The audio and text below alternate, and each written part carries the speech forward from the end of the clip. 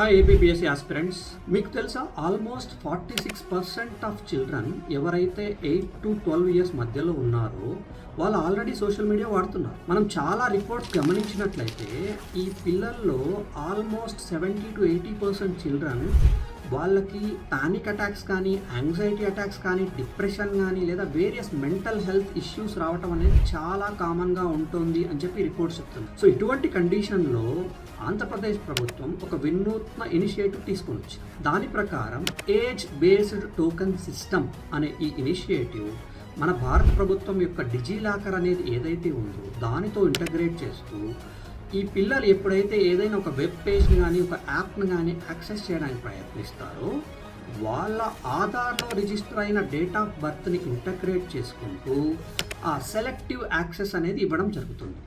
ఇది చాలా చాలా important and very calculated and very innovative thing that it should be implemented all over the country. ఇది మనకు ఎందుకు ఇంపార్టెంట్ యాజ్ ఎ ఆస్పిరెంట్గా? సో ఇది ఈ టాపిక్ మనకి ఏపీపీఎస్సీ పేపర్ 3లో ఈ గవర్నెన్స్లో కానీ, పేపర్ 5లో ఐసీటీ టాపిక్లో కానీ, సైబర్ సెక్యూరిటీ టాపిక్లో కానీ వీటిలో చాలా దగ్గర దీన్ని ఒక మంచి ఎగ్జాంపుల్గా, మంచి కేస్ స్టడీగా వాడుకోవడానికి మనకు చాలా ఉపయోగపడుతుంది. ఇటువంటి మరిన్ని వీడియోల కోసం IAS with doctor Ravi APPSC అనే ఛానల్ సబ్స్క్రైబ్ చేయండి. Thank you.